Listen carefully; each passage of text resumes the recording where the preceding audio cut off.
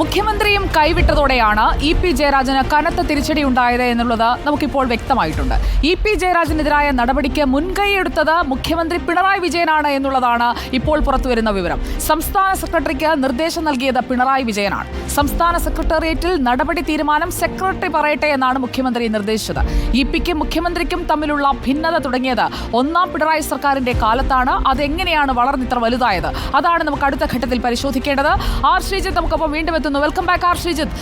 ഭിന്നതയിലേക്ക് നയിച്ചത് പൊതുമേഖലാ സ്ഥാപനം സംബന്ധിച്ച തീരുമാനമാണെന്ന് കേൾക്കുന്നു. അതേസമയം തന്നെ മറ്റൊരു കാര്യം കൂടി കേൾക്കുന്നുണ്ടല്ലോ ആർ ശ്രീജിത്ത്. പാർട്ടി സമ്മേളനങ്ങൾ മുന്നിൽ കണ്ടുകൊണ്ട് ഇ.പി. ജയരാജൻ സംസ്ഥാന തലത്തിൽ ഒരു ഏകോപനം നടത്തിയോ, എന്നെക്കാളും മുകളിലേക്ക് ഇ.പി. എത്തിയോ, അങ്ങനെയൊക്കെയുള്ള ചിന്തകൾ പിണറായി വിജയനിലേക്ക് എത്തിയതാണോ ഈ ഭിന്നതയ്ക്ക് വിശ്വസ്തരെ കൈവിടുന്ന ഒരു നിലയിലേക്ക് കാര്യങ്ങൾ കൊണ്ടുചെന്നെത്തിച്ചത്? ശ്രീജിത്ത്. സുജിയ, നിരവധി വിവാദങ്ങളിൽ അകപ്പെട്ടിട്ടുള്ള ആളാണെങ്കിലും ഇ.പി. ജയരാജനെ എല്ലാ ഘട്ടങ്ങളിലും താങ്ങി നിർത്തിയിരുന്നത് മുഖ്യമന്ത്രി പിണറായി വിജയൻ, ഇപ്പോഴത്തെ മുഖ്യമന്ത്രിയും മുൻ പാർട്ടി സെക്രട്ടറിയുമായ പിണറായി വിജയൻ്റെ ഇടപെടലുകളായിരുന്നു. എന്നാൽ ഇപ്പോഴത്തെ പുതിയ കാലത്ത് പുതിയ സംഭവവികാസങ്ങളിൽ ഇ.പി. ജയരാജന് മുഖ്യമന്ത്രി പിണറായി വിജയൻ്റെ പിന്തുണ ഉണ്ടായിരുന്നില്ല. അതാണ് അദ്ദേഹത്തിൻ്റെ പതനത്തിൽ കലാശിക്കാനുള്ള മറ്റൊരു കാരണം. കണ്ണൂർ ജില്ലയിലെ പാർട്ടിയുടെ വിഭാഗീയത ഒരു വശത്ത്, മറുവശത്ത് മുഖ്യമന്ത്രി കൂടി ഇ.പി. ജയരാജനെ കൈവിട്ടിരിക്കുന്നു. ഈ രണ്ട് കാരണങ്ങളാണ് ഇ.പി. ജയരാജൻ LDF കൺവീനർ സ്ഥാനത്ത് നിന്ന് മാറ്റപ്പെടാനുള്ള പ്രധാന കാരണങ്ങളായി പ്രവർത്തിച്ചത് എന്നാണ് നമുക്ക് ഈ ഘട്ടത്തിൽ മനസ്സിലാക്കാൻ കഴിയുന്നത്.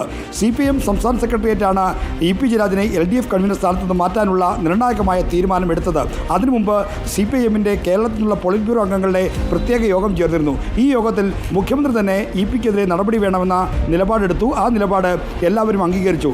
നേരത്തെ തന്നെ ഈ ഇ.പിക്കെതിരെ ഈ ജാവദേക്കർ കൂടിക്കാഴ്ചയുമായി ബന്ധപ്പെട്ട വിഷയത്തിൽ നടപടി വേണം എന്നൊരു ചിന്താഗതി, എന്നൊരു അഭിപ്രായം പാർട്ടിക്കകത്തുണ്ടായിരുന്നു. അത് മുഖ്യമന്ത്രിയുടെ നിർദ്ദേശപ്രകാരം മുഖ്യമന്ത്രി തന്നെ അതിന് അനുമതി, മൗനാനുവാദം നൽകി അങ്ങനെയാണ് നടപടി ഉണ്ടാകുമെന്ന പ്രതീതി നേരത്തെ തന്നെ ഈ കമ്മിറ്റികൾക്ക് മുമ്പേ പുറത്തേക്ക് വന്നത്. എന്തായാലും ഈ സംസ്ഥാന സെക്രട്ടേറിയറ്റ് യോഗം തുടങ്ങിയപ്പോൾ ഈ ഇ.പി. ജയരാജൻ്റെ എതിരായ നടപടിയുമായി ബന്ധപ്പെട്ട കാര്യത്തിൽ നടപടിയുടെ കാര്യം സംസ്ഥാന സെക്രട്ടറി പറയട്ടെ എന്ന സമീപനം എന്ന പ്രതികരണമാണ് മുഖ്യമന്ത്രിയിൽ നിന്ന് ആദ്യം തന്നെ ഉണ്ടായത്. അതിനുശേഷമാണ് എം വി ഗോവിന്ദൻ മാസ്റ്റർ നടപടിയുമായി ബന്ധപ്പെട്ട ഇ.പിക്കെതിരെ ഇത്തരത്തിൽ LDF സ്ഥാനത്ത് നിന്ന് മാറ്റുന്നതിനുള്ള നിർദ്ദേശം വെച്ചത്. അതേ തുടർന്നാണ് ഈ CPM സംസ്ഥാന സെക്രട്ടറി യോഗത്തിൽ വളരെ വിശദമായ ചർച്ചകളും മറ്റും നടന്നത്.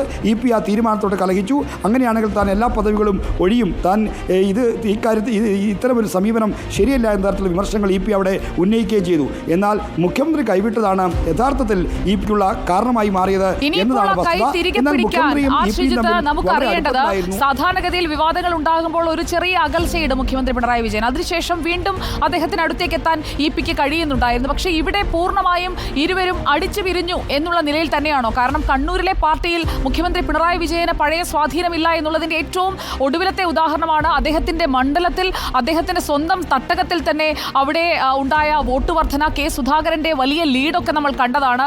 അങ്ങനെ ഇതെല്ലാം കൂട്ടി വായിക്കുമ്പോൾ തൻ്റെ മേധാവിത്വം തിരിച്ചു പിടിക്കുക, അതിനാണോ ഇപ്പോൾ മുഖ്യമന്ത്രി പിണറായി വിജയൻ കണ്ണൂരിൽ ശ്രമിക്കുന്നത്? സുജിയ, ഇ.പി. ജയരാജനും മുഖ്യമന്ത്രിയും തമ്മിൽ നല്ല അടുപ്പത്തിലായിരുന്നു. എന്നാൽ ഒന്നാം പിണറായി സർക്കാരിൻ്റെ അവസാന കാലത്ത് ഒരു പൊതുമേഖലാ സ്ഥാപനവുമായി ബന്ധപ്പെട്ട ഒരു തീരുമാനത്തിലാണ് മുഖ്യമന്ത്രിക്കും ഇ.പിക്കും ഇടയിൽ ഉള്ള ബന്ധത്തിൽ വിള്ളലുണ്ടായത്, അകൽച്ചയുണ്ടായത്. ഈ അകൽച്ച വളരുകയായിരുന്നു.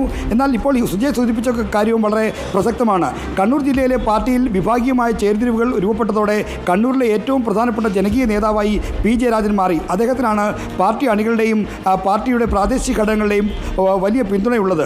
അത്തരത്തിൽ ജനകീയ പരിവേഷം കൈവരിച്ച പി. ജയരാജൻ ഒരു വശത്ത് നിൽക്കുമ്പോൾ മറുവശത്ത് ഉള്ള നേതാക്കന്മാർക്ക് അത്ര കണ്ട് പരിഗണന ലഭിക്കുന്നില്ല. മാത്രമല്ല, ജയരാജൻ ഒതുക്കപ്പെടുന്നതിലുള്ള അമർഷവും ഈ ഇത്തരത്തിലുള്ള പ്രവർത്തകർക്കിടയിൽ വളരെ ശക്തമായിരുന്നു. കണ്ണൂർ ജില്ലയിലെ പാർട്ടിയിൽ മുഖ്യമന്ത്രി പിണറായിക്ക് പഴയ പോലെ സ്വാധീനമില്ലാത്തൊരു സ്ഥിതി ഉണ്ടായി.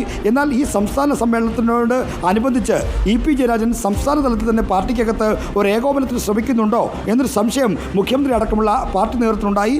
ഈ സംശയവും ഇ.പി. ജയരാജനെ കൈവിടാൻ മുഖ്യമന്ത്രിയെ പ്രേരിപ്പിച്ചു എന്നാണ് നമുക്ക് ലഭ്യമാകുന്ന വിവരം. എന്തായാലും ഇ.പി. ഒരു ബദൽ നീക്കത്തിന് ശ്രമിച്ചു എന്ന് കരുതുക വയ്യ. കാരണം എന്നാൽ ഇ.പിക്ക് അത്തരം ബദൽ നീക്കത്തിന് പ്രാപ്തിയില്ലാത്ത ആളല്ല. മുഖ്യമന്ത്രി പിണറായി വിജയൻ അന്ന് പാർട്ടി സെക്രട്ടറി ആയിരുന്ന കാലത്ത് V.S. പിണറായി ഏറ്റുമുട്ടൽ നടക്കുന്ന സമയത്ത് പാർട്ടിയുടെ ഔദ്യോഗിക പക്ഷത്തിനൊപ്പം പാർട്ടിയുടെ എല്ലാ ഘടകങ്ങളെയും ഭൂരിപക്ഷത്തെയും ഒരുമിച്ച് അണിനിരത്തുന്നതിൽ സുദീർഘമായ പങ്ക് വഹിച്ചത്, അല്ലെങ്കിൽ ഏറ്റവും വലിയ രീതിയിൽ ഇടപെട്ടത് ഇ.പി. ജയരാജനായിരുന്നു. അന്നത്തെ പാർട്ടി സെക്രട്ടറിക്ക് വേണ്ടിയുള്ള എല്ലാ കാര്യങ്ങളും മുഖ്യമന്ത്രിയും തമ്മിൽ തെറ്റുമ്പോൾ ആർ ശ്രീജിത്ത് ഇനി അറിയേണ്ടത് ഇരുവരും തമ്മിൽ തെറ്റുമ്പോൾ ഇനി ഇവിടെ കളിക്കാൻ പോകുന്നത് ആരാണ്? PJ എന്ന P ജയരാജനാണോ? അതിലേക്ക് നമുക്ക് എത്തണം. ആശ്രയിച്ചത് അതിന്റെ വിവരങ്ങൾ കൂടി ശേഖരിക്കൂ. EP യെ പിണറായി വിജയൻ കൈവിടുമ്പോൾ EP യുടെ ശക്തി പകുതിയാകുന്നു. പക്ഷേ അത് വെച്ച് EP തിരിച്ചടിക്കുമോ അതോ P ജയരാജൻ പവർഫുൾ ജയരാജനായി തിരികെ എത്തുമോ? PJ വീണ്ടും ശക്തി പ്രാപിക്കുമോ? അതിലേക്ക് നമുക്ക് എത്തണം. അതോടൊപ്പം തന്നെ PV അൻവർ തുടക്കമിട്ടത് ഇപ്പോൾ എവിടെ എത്തി നിൽക്കുന്നു? P ശശിയെ പോലെയുള്ള ഒരു വ്യക്തിയുടെ കാര്യത്തിൽ പാർട്ടി എടുക്കാൻ പോകുന്ന തീരുമാനം എന്തായിരിക്കും? വാർത്തകൾ വന്നുകൊണ്ടേയിരിക്കുന്നു. അതിലേക്ക് എത്താൻ നമുക്ക്